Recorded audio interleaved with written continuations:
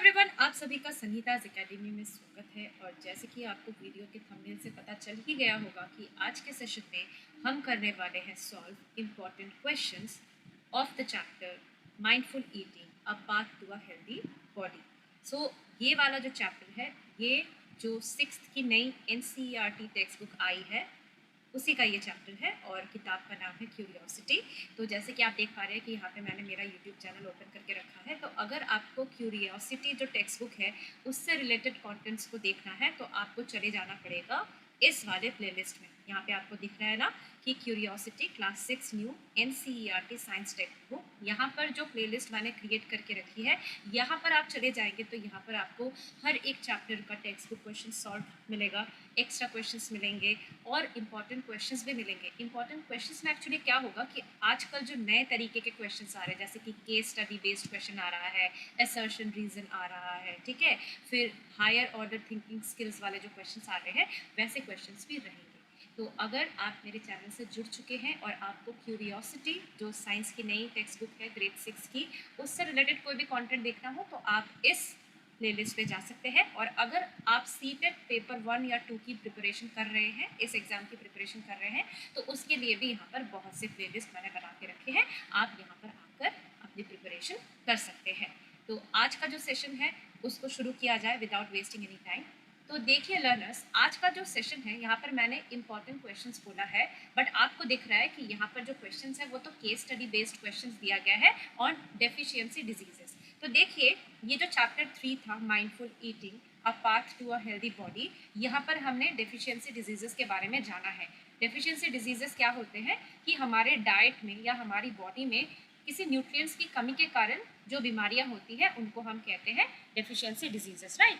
अब डायरेक्टली ना आजकल डेफिशिएंसी डिजीजेस से क्वेश्चन पूछे नहीं जाते कि अगर विटामिन ए की कमी है तो कौन सा डेफिशिएंसी डिजीज होगा। इस टाइप का क्वेश्चन पूछना अभी कम कर दिया गया है। आजकल जो नया स्टाइल ऑफ क्वेश्चन आया है वो है केस स्टडी।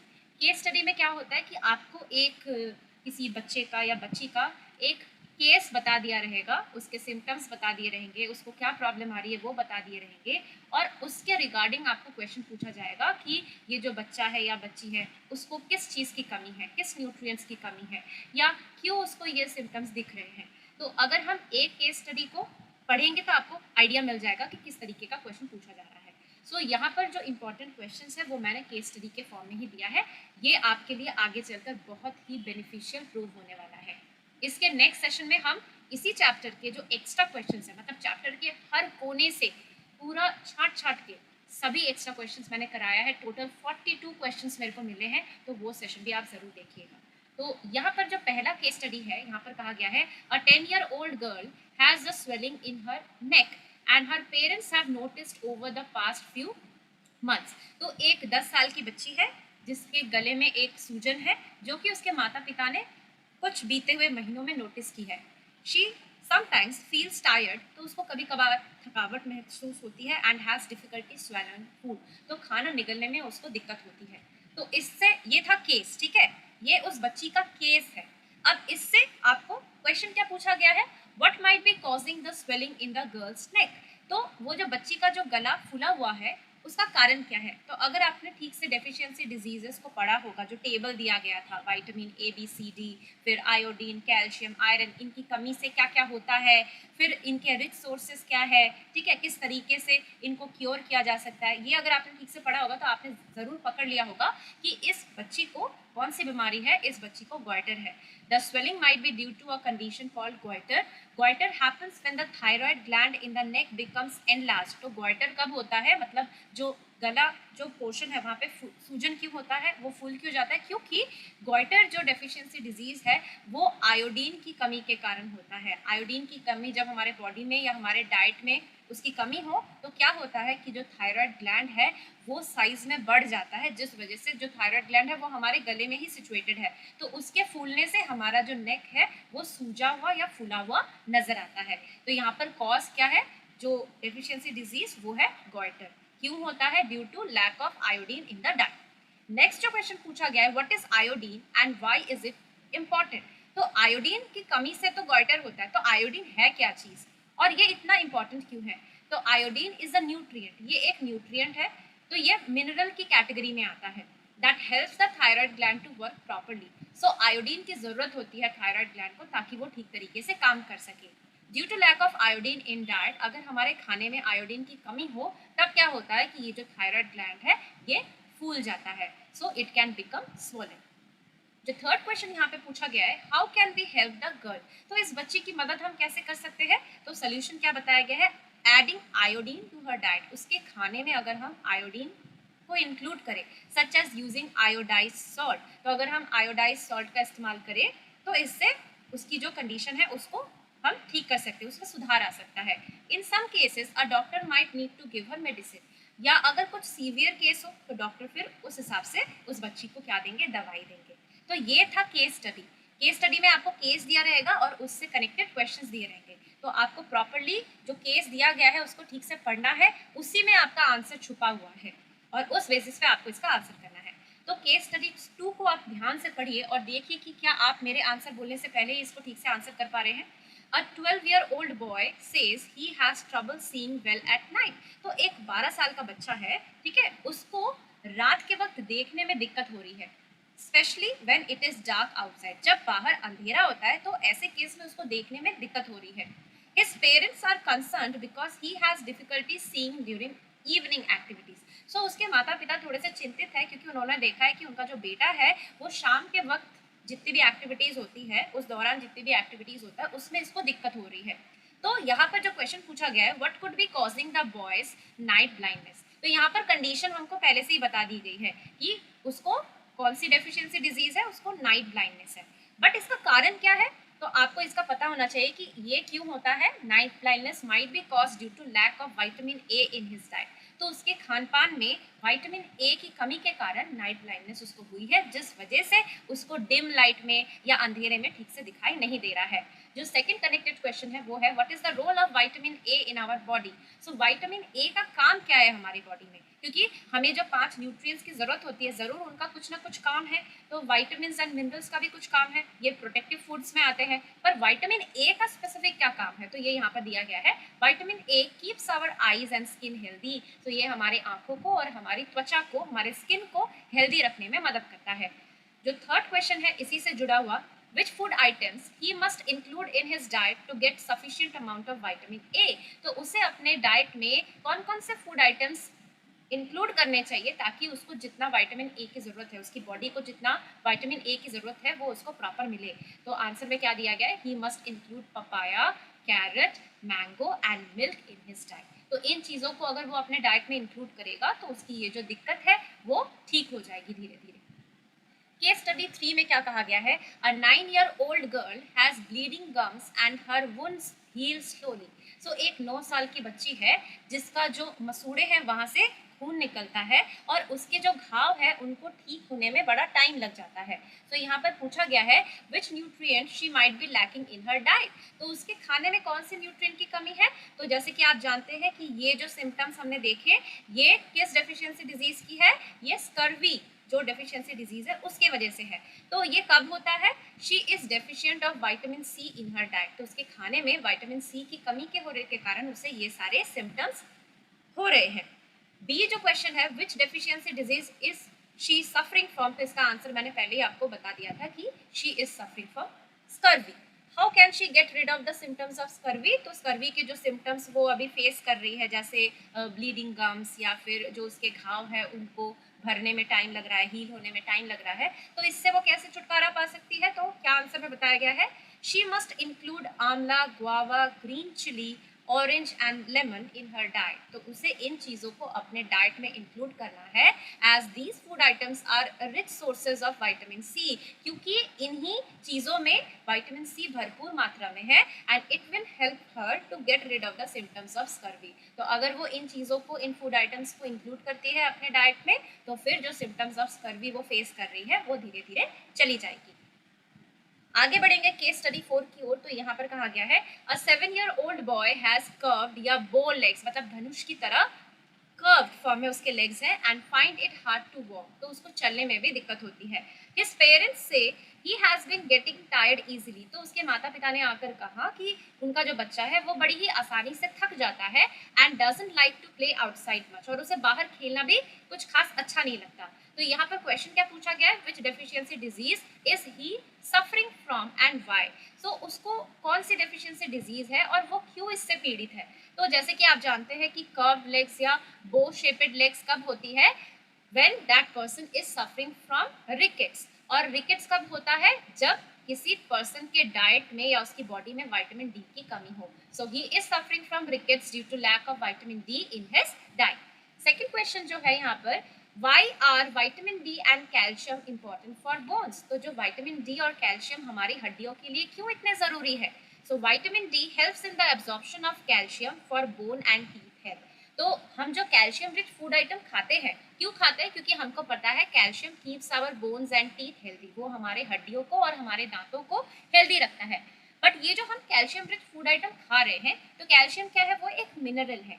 उसका बेटर एब्जॉर्प्शन तब होता है जब विटामिन डी भी हमारे बॉडी में प्रेजेंट हो, क्योंकि विटामिन डी का काम ही है कि कैल्शियम जो मिनरल है उसको बॉडी में एब्जॉर्ब करवाना, ताकि वो हमारे बोन एंड टीथ को हेल्दी रख सके. ओके. फिर जो थर्ड क्वेश्चन है इसी केस का, कि how can the boy get more vitamin D and calcium. So ये जो लड़का, इसको जो रिकेट्स की प्रॉब्लम है, तो इसको क्या करना चाहिए ताकि उसकी बॉडी में विटामिन डी और कैल्शियम उसके अनुसार जितनी मात्रा में होना चाहिए उसे मिले.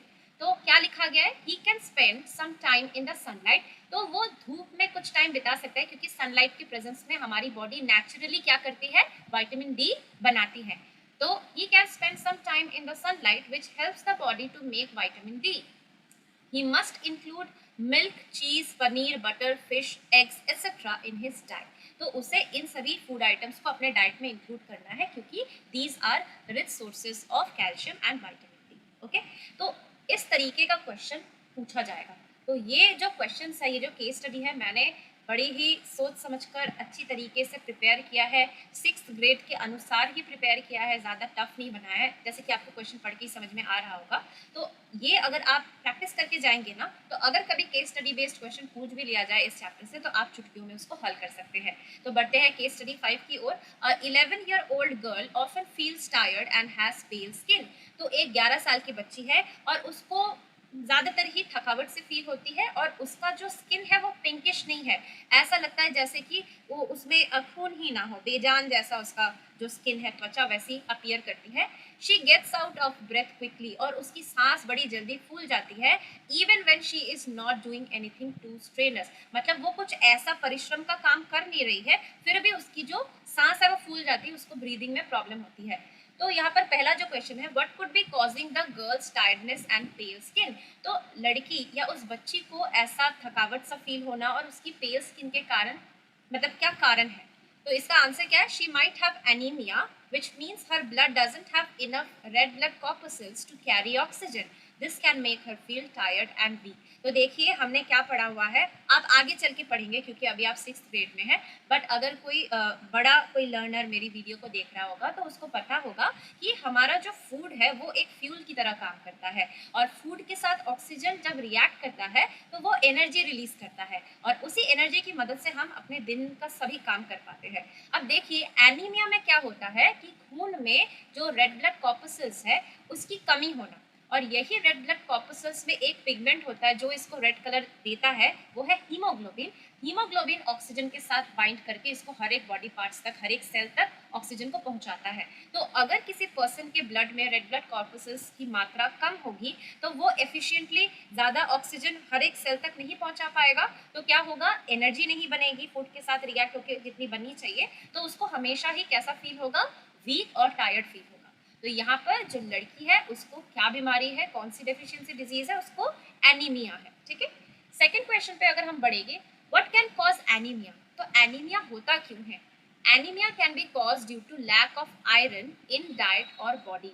तो आयरन एक मिनरल है, इसकी कमी के कारण, इसकी कमी कहाँ पे, बॉडी में या फिर हमारे खान पान में इसकी कमी होने से क्या होगा, एनीमिया होता है. How can the girl get more iron. तो इस बच्ची को आयरन कहाँ से मिलेगा, क्योंकि उसमें कमी है तो आयरन उसको बाहर से सप्लाई करना पड़ेगा, ठीक है। तो वो क्या करे कि उसको जो आयरन की कमी है वो ठीक हो जाए। Eating green leafy vegetables, beetroot, pomegranate, spinach, beans, red meat etcetera can help. तो उसको अपने डाइट में हरी हरी साग सब्जी, बीटरूट, पोमोग्रेनेट, फिर जो स्पिनच, बीन्स, रेड मीट, इनको इंक्लूड करना पड़ेगा। या फिर जो डॉक्टर है वो उसको कुछ iron supplements in the form of medicine या सिरप दे सकते हैं ताकि आयरन की जो कमी है वो ठीक हो जाए। बढ़ते हैं लास्ट केस स्टडी की ओर, जो कि 6th केस स्टडी है। यहाँ पर दिया गया है, Maria is a 6-year-old girl who has been feeling very tired and weak lately. तो मारिया एक 6 साल की बच्ची है जिसको थकावट और वीकनेस फील होती रहती है। शी हैज टिंगलिंग और burning sensation in feet and hands. तो उसके हाथों में और पाँव के नीचे जलन जैसा सेंसेशन या टिंगलिंग जैसा सेंसेशन फील होता है। She also complains about troubled breathing. तो उसको सांस लेने में भी दिक्कत होती है, ऐसा वो कंप्लेन करती है। She often stumbles when walking. और वो जब भी चलती है तो थोड़ा बहुत इधर उधर क्या हो जाता है, वो स्टम्बल करती है, मतलब क्या इधर उधर गिरने जैसा उसका हाल हो जाता है। And has trouble picking up small objects. छोटी छोटी वस्तुओं को भी उठाने में उसको प्रॉब्लम हो रहा है। So what do you think might be causing her health problems. तो ऐसा उसके साथ क्यों हो रहा है, क्या इसका कारण है। तो आंसर में क्या बताया, she might be suffering from beri which is cause due to lack of vitamin B1। तो उसको कौन सी डेफिशिएंसी डिजीज है, उसको बेरी डेफिशिएंसी डिजीज है, जो कि विटामिन B1 की कमी से हमारे बॉडी में या हमारे डाइट में उसके वजह से बेरी होता है। What can Maria's family do to improve her diet and help her feel better? तो मारिया के परिवार वाले उसके डाइट में क्या इम्प्रूवमेंट ला सकते हैं ताकि उसको अच्छा फील हो। तो यहाँ पर क्या लिखा गया है, to help Maria feel better her family should include more foods that are rich in vitamin B in her diet such as legumes, nuts, whole grains, seeds, milk products etc. तो यहाँ पर बताया गया है कि मारिया अच्छा फील करे तो उसके परिवार वाले उसके डाइट में क्या क्या इंक्लूड कर सकते हैं, legumes, nuts, whole grain, seeds, milk products etcetera. तो इसी के साथ मेरा आज का जो मिनी सेशन है वो कंप्लीट होता है। आशा करती हूँ कि आपको इस सेशन से कुछ ना कुछ तो ज़रूर बेनिफिट मिला होगा और ये जो मैंने आपको केस स्टडी बेस्ड क्वेश्चन कराया है ये ज़रूर आपके किसी ना किसी एग्जाम में आएगा, क्योंकि अभी जो क्वेश्चन पैटर्न है यहाँ पर डायरेक्ट क्वेश्चन पूछे नहीं जाते हैं, थोड़ा सा ट्रिकी वे में क्वेश्चन पूछा जाता है। बट यहाँ पर आप वही नॉलेज लगा रहे हैं, ठीक है। वो जो टेबल दिया गया था कि vitamin A B C D, फिर आयरन, आयोडीन, कैल्शियम, इनके सोर्सेज क्या है, इनकी कमी से क्या सिम्टम्स होते हैं, इनकी कमी से कौन सी डेफिशिएंसी डिजीज होती है, उसी टेबल से ये क्वेश्चन फ्रेम किया गया है। जस्ट ट्विस्टेड वे में आपसे क्वेश्चन पूछा गया है। तो इसी के साथ मेरा आज का सेशन यहीं पर समाप्त होता है। अपने नेक्स्ट सेशन में मैंने आपको प्रॉमिस किया था कि मेरा अगला सेशन एक्स्ट्रा क्वेश्चंस का होगा इस चैप्टर का, बट मैंने ये इंपॉर्टेंट क्वेश्चन इंक्लूड कर दिया पहले। अपने नेक्स्ट सेशन में मैं इसी चैप्टर के एक्स्ट्रा क्वेश्चंस लेकर आने वाली हूँ, तो उस वीडियो को भी ज़रूर देखें। और ये वीडियो अगर आपको पसंद आया हो तो अपने जैसे लर्नर्स के पास इनको शेयर करें, इस वीडियो को लाइक करें। और अगर आपको मेरे पढ़ाने का, समझाने का और मेरा कंटेंट पसंद आ रहा हो तो आप मेरे चैनल के साथ जुड़ सकते हैं। उसके लिए आपको सब्सक्राइब करना पड़ेगा और सब्सक्राइब करते वक्त जो बेल आइकन है उसको ज़रूर प्रेस करें ताकि आपको मेरे चैनल पर जितने भी वीडियोस अपलोड होते रहेंगे उसकी अपडेट्स टाइम टू टाइम मिलते रहे और आपसे कोई भी वीडियो ना छूटे। मिलते हैं अपने नेक्स्ट सेशन में। Till then take care and bye bye.